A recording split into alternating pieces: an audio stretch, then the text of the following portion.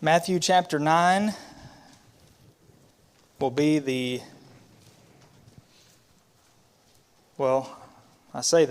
Matthew 9, Mark 5, and Luke 8. All three will be our texts for today, this morning. Lesson 42, which is also lesson 2 or 3 of this sixth part. The rest of Jesus' second year of ministry.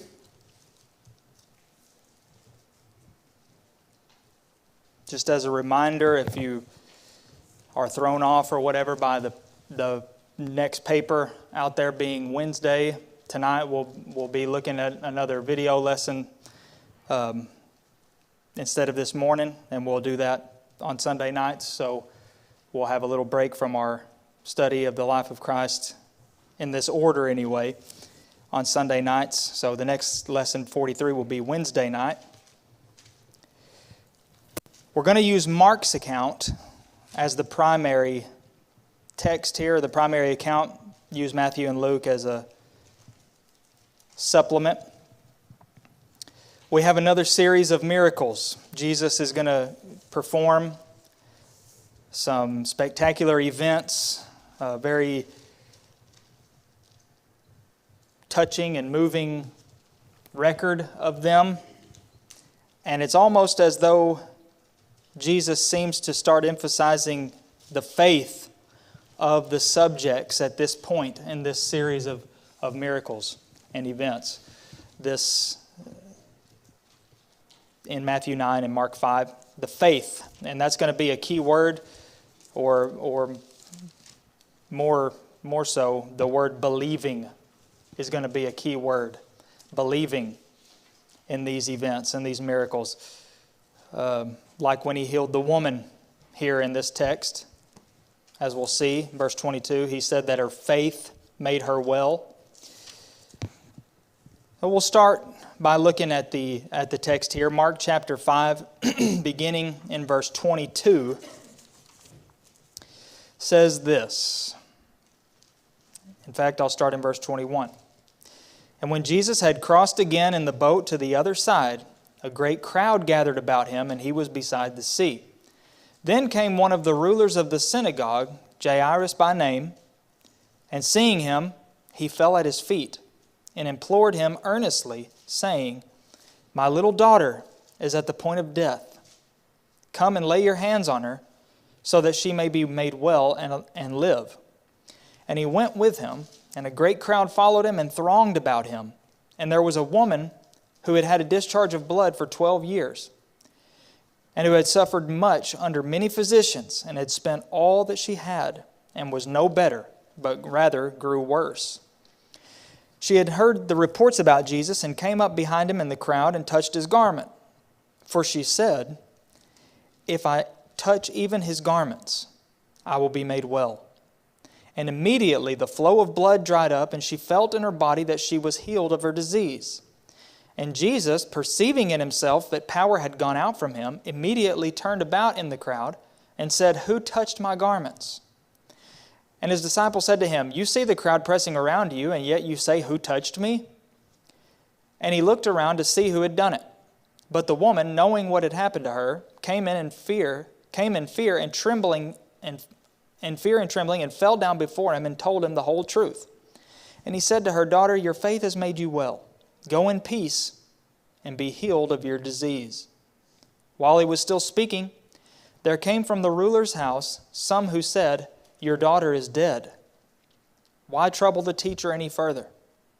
But overhearing what they said, Jesus said to the ruler of the synagogue, "Do not fear, only believe."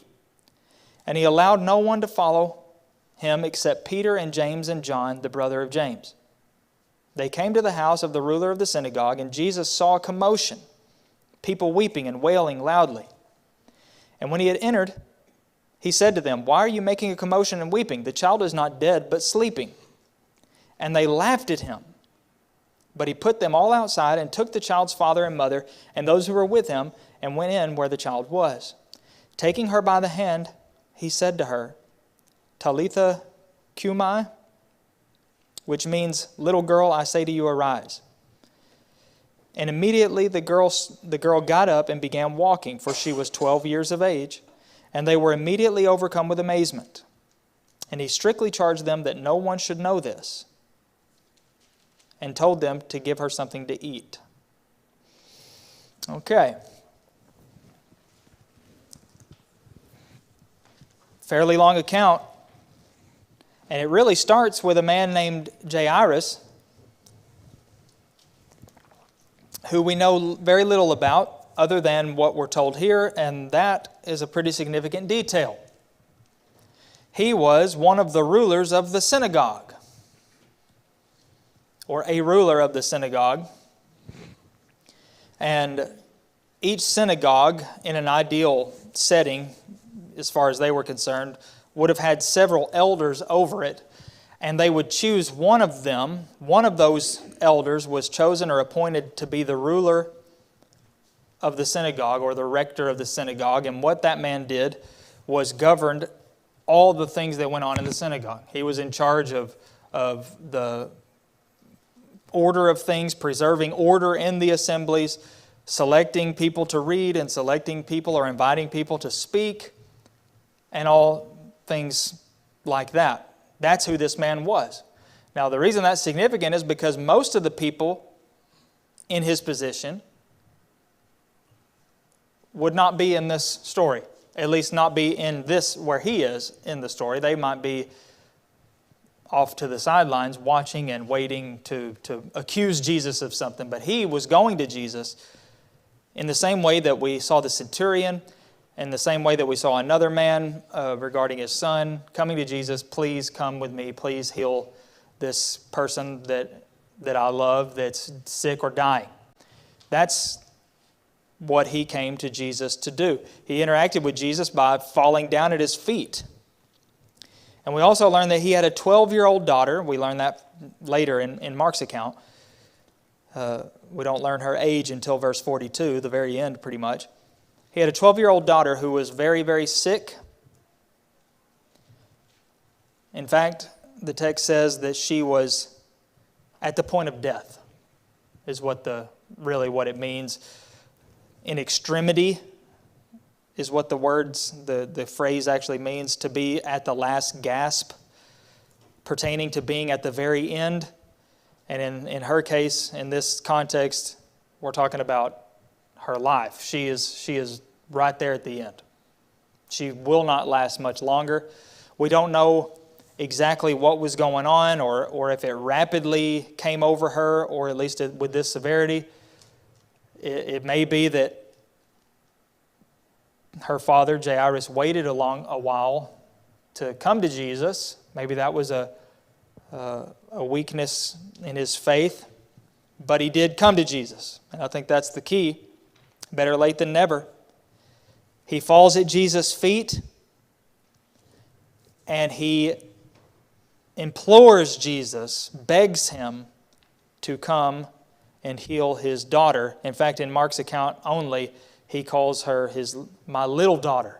My little daughter, a term of really an endearing term there. We learned that, like I said, she's 12, which is still young, little, but we might make the mistake of thinking that she was very little, since he says, my little daughter. But she was really, according to Jewish custom, a woman now, but not exactly the way we would view it.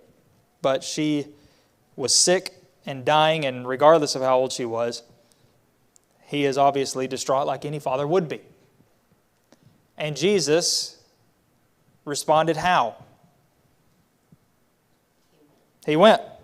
Simple as that.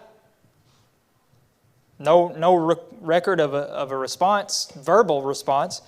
Jesus just goes with him. And at this point, we're painted again this picture. Here's the scene. Jesus goes with Jairus, and there is a great crowd following him and thronging about him. So picture in your minds any images you may have ever seen in your life of a great crowd, maybe around a celebrity or, I'll tell you what comes to my mind all the time is the Beatles. Every time, the Beatles is what comes to my mind because of the insane footage that there is from the 60s whenever they would be walking to the special car or the limo, as we would call it or assume it was, and all these girls, usually, mainly girls, some guys in there too, but they just about attacked these guys, smothering them to death. I mean, that's what I picture when I hear the words thronging about somebody. It probably wasn't that crazy in this case, but this huge crowd of people, not just all there together, but they're all there together for Jesus. They were there to be with Jesus. So all this thronging wouldn't just be happening around them, but it was happening to Him, more or less. So that's the picture that's painted. And they're trying to get somewhere in this environment. This is their surroundings, and they're trying to get somewhere. And I would say it would be a situation that would be considered pretty urgent. If your daughter's at the point of death, and even if Jesus was a normal doctor, you would want you want to get there as quickly as possible. But they're having to deal with this crowd. And that was about to get a little bit worse, or a lot of bit worse, because at this point we are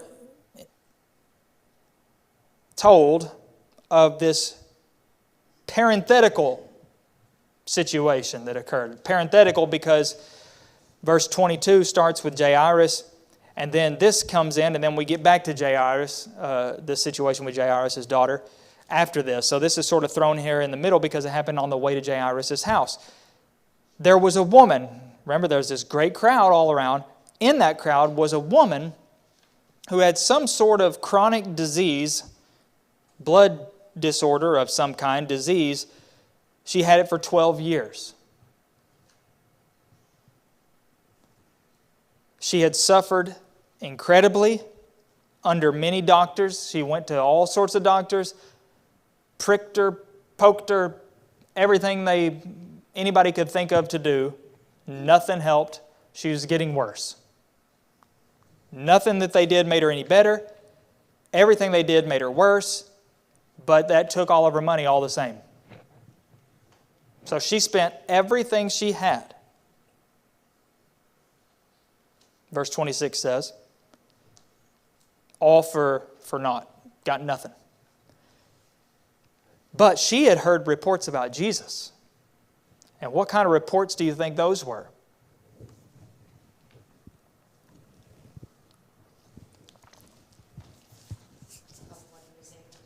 Okay. She heard reports about this man Jesus who was able to do some things such as, okay, heal them in a way unheard of. I bet she had heard reports about some of those doctors too.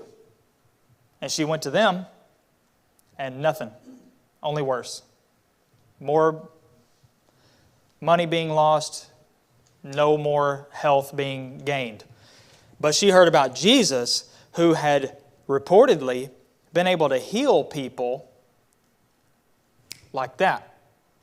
Even people that had never walked a day in their lives, blind people, people possessed with demons, even raising somebody from the dead.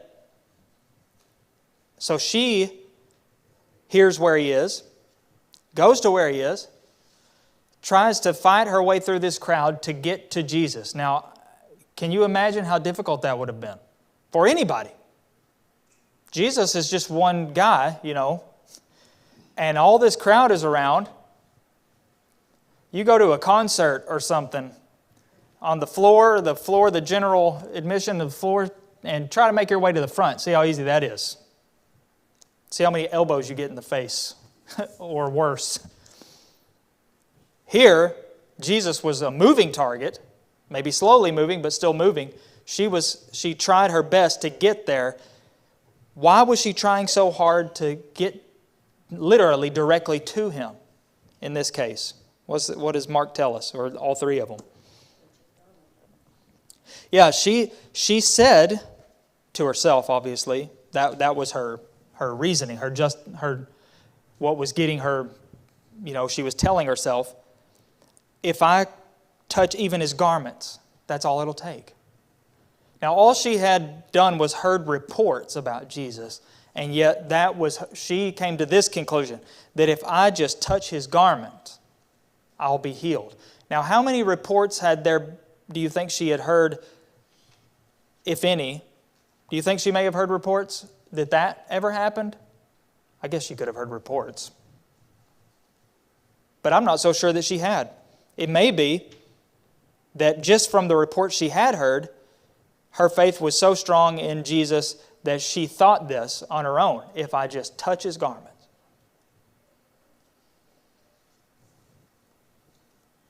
So, moving backwards now, she came up behind him in the crowd and did just that. She touched his garment. His outer garment, whatever. And what happened? Immediately, there's that key word, immediately, whatever was wrong in her blood, this says the flow of blood dried up. And she felt in her body that she was healed of her disease. That's one of the most intriguing parts of this all. Have you ever felt in your body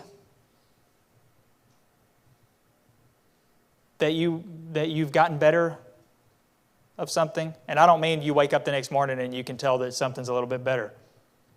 You just feel a little bit better. Something happened in her that she felt it happen.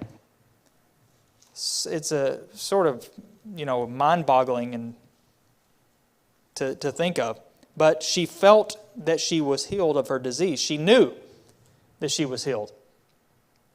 She didn't just believe that she was healed or hope that she was healed or even know that she was healed, like we sometimes know things.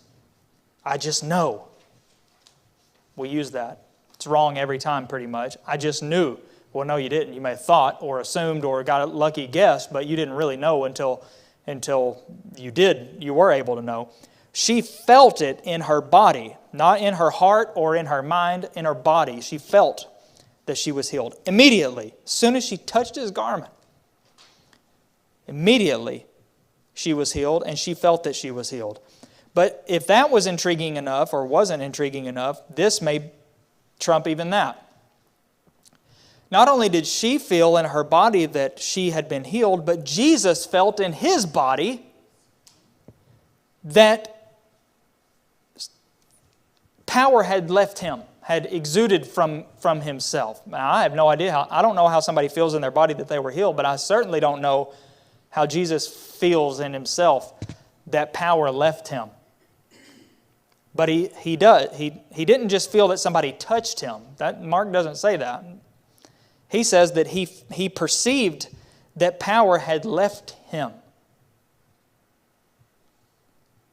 And he turned around and he said, Who touched me? He knew from that somebody touched his garment even. Somebody touched my garment. And his disciples responded, and you can almost feel the chaos around them by their response. That's what their response means. They're saying, you see all these people, it's like a mosh pit over here. We're trying to get through. Everybody's touching you because everybody's touching us. And we're touching you. And everybody's touching everybody because we're trying to get through here in this gigantic, condensed mass of a crowd. And yet you're stopping to say, who touched me? Everybody's been touching you. But he didn't even respond to that. He looked around again to see who had done it. And before he could even do that, if he even would have been able to, I might add, the woman fesses up. In Luke's account, he does. He does? Okay. So Luke says that he does see her? No. Oh, he said okay. Someone did touch me. Oh, he responds to them? Yeah, he says that loud, for I was aware that power had gone out Okay, so he gives them a little explanation saying, I don't just mean who bumped into me. I mean somebody, I felt power leave myself, and I want to know who did it. I want to know who's responsible. Now, they may not have even known at this point that that was a thing that could even happen. Somebody goes up and touches Jesus. Yeah. Yeah, so they didn't know what he meant. What are you talking about? Everybody's touching you. So he tells them, power left me. Somebody touched me. They caused that. Now, do you think that it was just the touching him, his garment? That happened every time anybody ever touched his garment? I don't think so. It was her faith. Yes. I was going to say, can you imagine how drained he would be if everybody had her kind of faith that touched him in crowds like that? Yeah. I'm sure they were touching him, and that's what they were getting at. You know, people may not have just been bumping into him. They may have been reaching out to touch him and, all this, as we can imagine. And yet, this woman was healed of her disease immediately. Well, if Jesus was not aware of this woman, who healed her?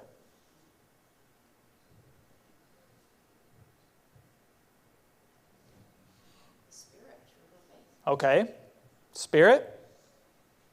There's one other possibility. The Father. That's it. I mean, God did.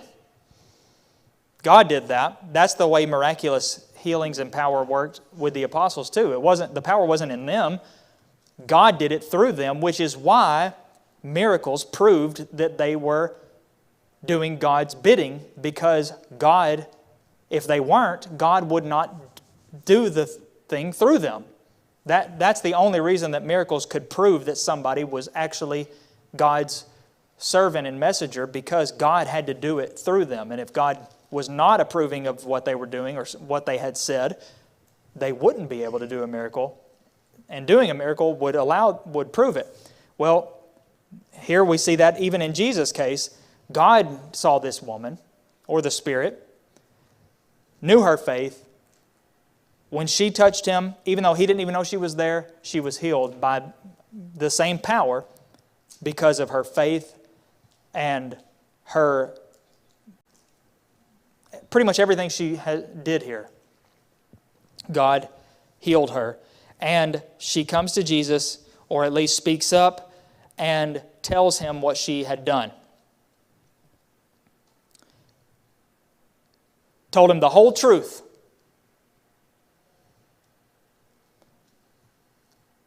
Which would require, I don't know how far back she went, but I got a feeling she went back way far.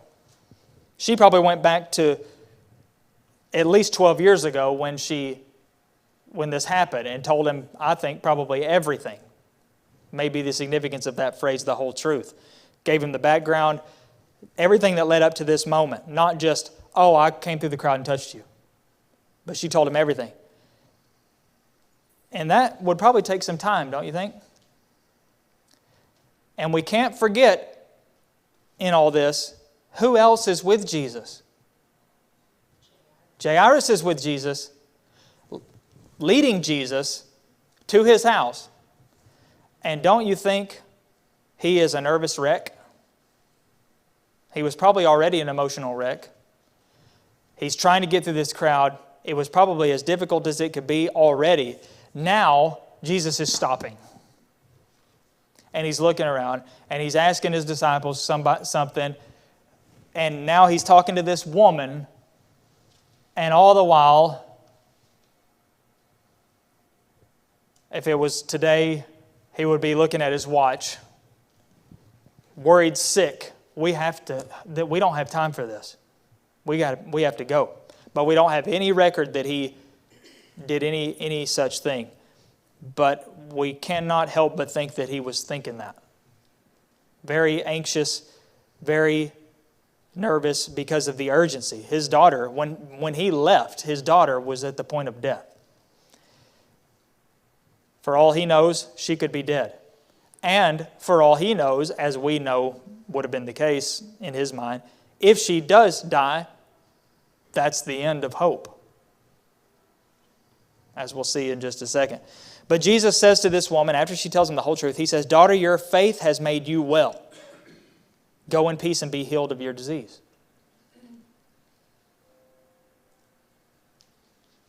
While he was still speaking, which would imply that more speaking had been done.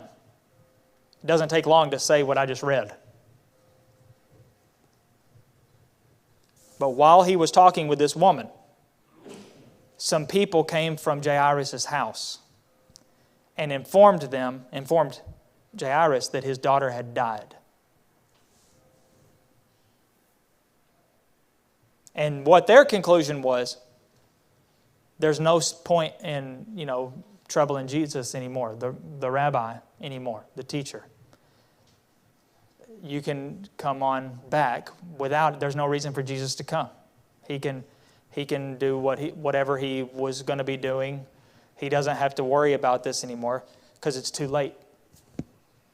She's gone. She has succumbed to her illness, whatever it was. But overhearing, the ESV says overhearing. Anybody say something different in verse 36? Mark 5:36? Because the footnote is strange. Overhearing what they said, or hearing what they said. Any different than that? Yours says overhearing. The footnote in my Bible says, or ignoring.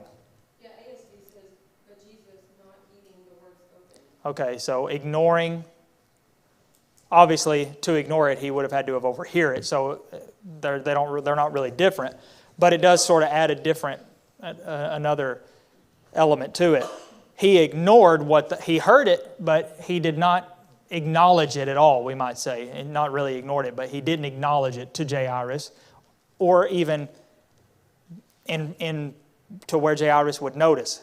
He overheard them telling him this, but he goes to Jairus, maybe, puts his hand on his shoulder or something because he's got something to tell him. And what he tells him is, do not fear. Only believe. Now, before we move on from that, we understand the significance of the word only, right? It's a very important word in the English language, if you ask me. And where you put the word only makes a big difference in the sentence, even though we don't ever do it properly. But somebody might take this and say, look, only believe. All you got to do is believe. But in the context, what does he mean by only? I do have a footnote here. Okay. Keep on. Keep on believing? Okay. He had to have faith to come to him in the first place, and he's just telling them, keep that faith up. Yeah, that faith could have been shot now with the message from these friends or whoever they were. But, yeah, in essence, he's telling him, don't stop believing. Don't give up hope. Keep on believing. But whenever you say, do not fear, only believe, the only is restricted to the negative thing you just mentioned. Don't fear, but believe is pretty much all that phrase means. Don't fear at all, just believe. Just believe. Don't fear, don't mingle anything with it. Don't fear, don't doubt, just believe. It certainly does not mean that all anybody would ever have to do is believe and they'll be saved of their sins, because that has nothing to do with anything that's going on here, does it? There's no sin, nothing about sins going on here. We're talking about healing a young girl or raising her from the dead, potentially, at this point. So he says, don't fear, believe. You need to keep believing just as you had before. And he may have been struggling with that already. And that may be, like I alluded to earlier, maybe why did he wait until this? It's hard to believe that his daughter's illness got so bad so quickly, overnight or so, that he came as soon as it was severe, but he may have waited and waited and waited. Maybe he didn't think it was bad enough. He waited till the last minute, maybe. Either way, it seems that Jesus may have perceived that he needed some encouragement. So he tells him this, don't fear. You just believe, keep believing. And then it says he allowed no one to follow him except Peter and James and John, the brother of James. This is the first of 3 instances when he did this. Remember what the other 2 were? Transfiguration.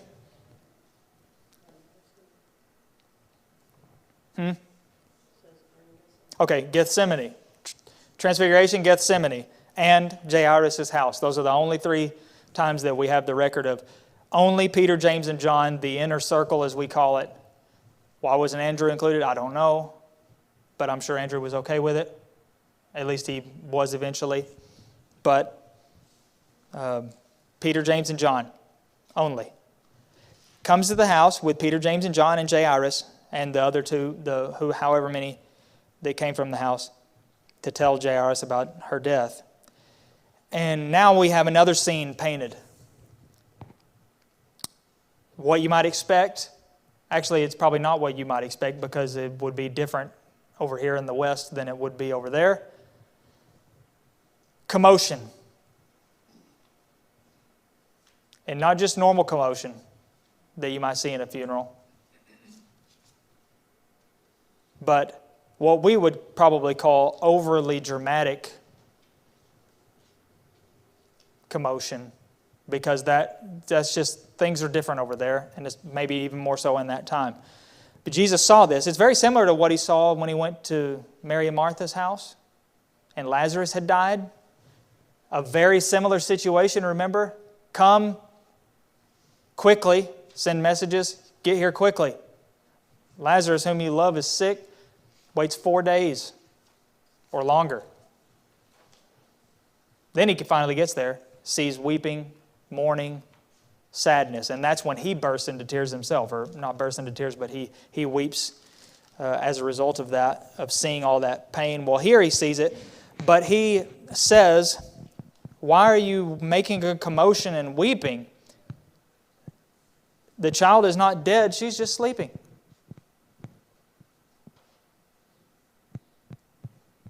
No rhyme intended, but it rhymes anyway. She's not dead, she's asleep. And what'd they do? They laughed at him. And it probably wasn't a, ha ha ha ha ha, this man is funny, tell us another joke. But maybe a scoffing kind of laughter. Probably wasn't a whole lot of joy in the laugh. But they thought that was ridiculous. We know the difference between dead and sleeping. Okay, sir? She's not asleep. We've seen her asleep. She's been asleep a lot lately because she's been fighting this illness and near death. She's not asleep anymore. She's dead. Nevertheless, that's what he said. Then it says, he put them all outside. But he took Jairus and his wife and those who were with him, which we get from verse 37 was Peter, James, and John. They took her into the room where the girl was. It had never occurred to me before, until I was just reading this at the beginning of our lesson here. It may be that he did that because they laughed at him. He may not have intended to put all of the people there out. But when they laughed at him saying that, that may be why he took only those five. Peter, James, John, and Jairus and his wife, the girl's mother. He takes the girl by the hand and he tells her, get up. Here's that key word again. Not the key word of our study, but the key word of a miracle. Immediately, the girl got up and began walking.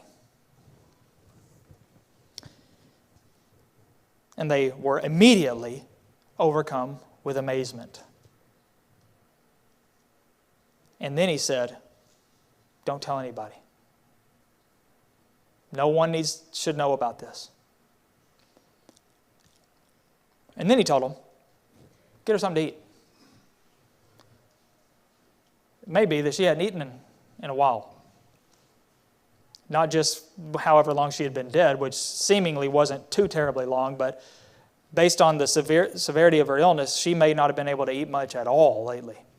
She may have been withered away, as serious illness tends to do to the flesh.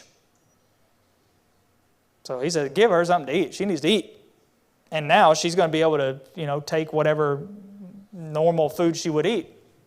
No slow, liquids or soft foods only type business, but anything that a normal, healthy person would be able to eat, and she would presumably need quite a bit of it. But don't tell nobody should know about this. Why do you think he would say that? Not just ever, but in this case. Okay, that might be part of it. Look at what they laughed. Now, were they going to know? Of course they're going to know. The girl's going to come out, or the way that her parents went in there is going to be a lot different than the way they look coming out. They're going to know something's up. They're going to be fixing food. They're not going to be able to keep it in. And I don't just mean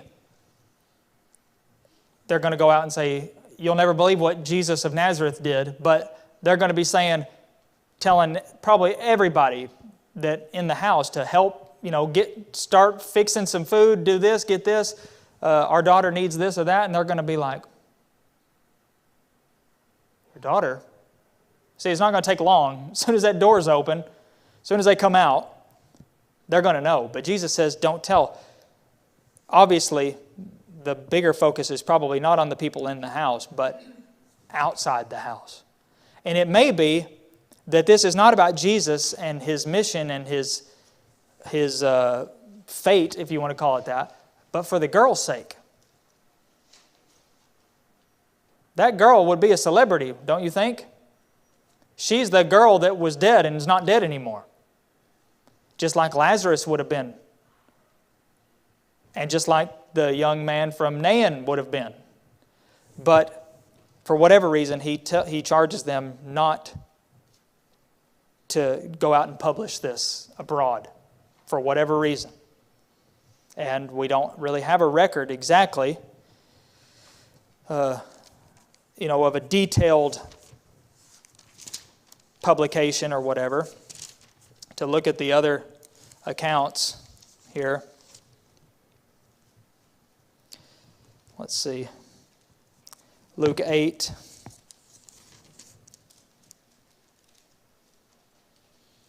I really like Luke's account here of the account of him raising her. He takes her by the hand, says, "Child, arise," and her spirit returned.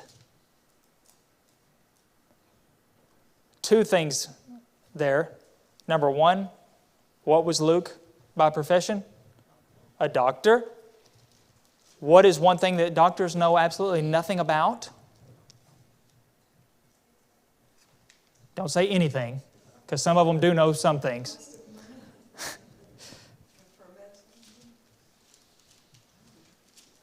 Her spirit returned.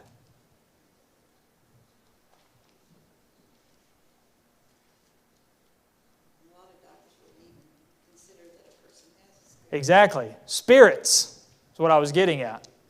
Spirits. Science, doctors, nothing. Spirit, that is outside the realm of science, medicine, anything earthly. So Luke says, and Luke was not a doctor in the 2022, Luke's a doctor in the first century, and yet he says, her spirit returned. The other thing that's significant about that is it once again affirms what exactly life is, which in turn tells what death is. What happened when Jesus took her by the hand and said, "Child, arise"? Well, yeah, she arose, but what really happened? What actually happened? Her spirit came back into her body. And that's when she got up, because that's when she was alive again. Well, if that's when she was alive again, then what made her die? Her spirit leaving her body. That's exactly what James says in James 2, which is not at all what he's talking about. He's talking about faith and just uses that as an example. He says, just as the body apart from the spirit is dead, faith without works is dead. Well, in that, he says, what is death? The body minus the spirit. So when your spirit leaves your body, you're dead. And you will never be alive again unless your spirit returns to your body. Now, I'll say you'll never be alive again. You will be alive elsewhere. You're not dead elsewhere. You're dead on earth. Your body will never be alive again until your spirit comes back into it. And nothing can make a spirit that's left its body come back ever, except a miracle. Only God can send a spirit back to its body to make it reunite. Once that spirit leaves, nothing can bring it back. This is why we know that all these stories of people that died were clinically pronounced clinically dead for 5 minutes or something, and they were revived by the doctors or EMTs or whatever, paramedics, whatever it may be, and they have these experiences that they come back and tell, and usually get a #1 bestseller and fame for 15 minutes, which is already makes some red flags pop up. That's not real. That doesn't happen. That doesn't exist. There's no such thing as that. Their spirit, if they're alive to tell about it today, their spirit never left their body. And if their spirit never left their body, they weren't dead. They may have not had any, waves on a computer screen at the hospital, or their brain may not have been operating normally. They may not have been breathing. They may not have had a pulse for that very brief time. Can't go too long without breathing. Your brain, the longer you go, your brain goes without oxygen. Even if you come back, you're not going to be your normal self. You'll be in a state of, you'll just be alive, but that's about it. You won't really be functioning. But death is when the spirit leaves the body, and life is when the spirit is united with the body. So that's why it's extremely significant that Luke says, what actually happened when Jesus said this was her spirit returned. That's exactly what Elijah prayed for when he was over the boy that he was trying to raise from the dead and doing all this stuff. And I can't remember if that's the instance where he actually asks that would happen, or it just says that happened, that his spirit revived. And then I think it's Rachel when she's giving birth to Benjamin. It says her spirit left her, departed from her, and she died. So the Bible is completely unified in that fact that death is when the spirit leaves the body, and nothing can bring that spirit back except for God returning that spirit to the body. Does Jesus saying that she's only asleep also confirm that our spirits and a form of our body will be reunited in the end? I'm not sure, to be honest. We certainly know that he wasn't trying to tell him that that's literally all that it was, because that would be called a lie.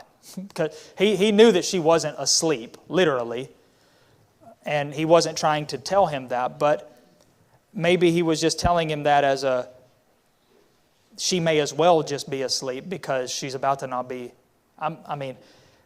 Based on what he saw Jesus do, it looked like she was just asleep, because he took her by the hand and said, "Arise." And she got up more easily than I get up every morning. You can ask my mom. If she took me by the hand and said, "Young man, arise," my mouth's still going to be wide open and I'm going to be drooling all over myself. You're going to have to slap me across the face a few times. So it looked like she was just asleep because of how easily she arose. But apart from that, I'm not sure if there's any significance to him saying she's asleep, any deeper significance. I would be inclined to say probably not, but maybe it could be. Luke's ends again with Jesus charging them not to tell anybody. And then Matthew's account is the one, I thought one of them did say, Matthew's is the one that says the report of this went through all that district. Now, it doesn't record him saying not to tell anybody, but as the people in the house were going to know, it was only a matter of time. And remember, he seemingly only told the 5 people not to tell. He didn't just say, now you don't go telling people, but he said this should not be told around, spread, published widely, in general, by anybody. But yet, every single time Jesus said that, what happened? It got out anyway. Either that person directly disobeyed Jesus, or else it got out somehow because people found out. And when people find things out, a freight train won't stop them from telling people. It's like a game of hot potato. Once you have that delicious morsel of gossip or whatever, of information, you can't hold it in. Now, wouldn't it be great on the flip side if that's how we were with the Word of God, the truth, the gospel? Can't hold it in. I've got to get it out. So when Jesus tells people not to tell anybody, they go out and tell them. But when Jesus tells people to tell everybody, they don't tell anybody. Interesting phenomenon. But we should make sure that we're not one of those people. But God has told us to tell. Well, we're not going to get to the next bit, but Jesus heals 2 blind men and another man possessed by a demon. But notice again, do you believe that I'm able to do this, he asks, before he heals them. And they said, yes, Lord. And then he healed them. Do you believe? So that's the key word for this study. These miracles, believing. So we need to ask ourselves, do I believe in Jesus? Do you believe in Jesus? Do you believe in His ability to save? Do you believe in His ability to comfort people, heal, to strengthen, to provide wisdom, to give joy? Do you believe like the characters in our study here this morning believed? Do you go to Jesus like Jairus did in prayer? We can't go to Him exactly like Jairus did, but we can in prayer. Go to God in prayer. Do you worship Him? Do you beg for His help? Do you have faith? Like the woman who said, all I got to do is touch His garment and I'll be healed. If you truly believe, then your life will show it.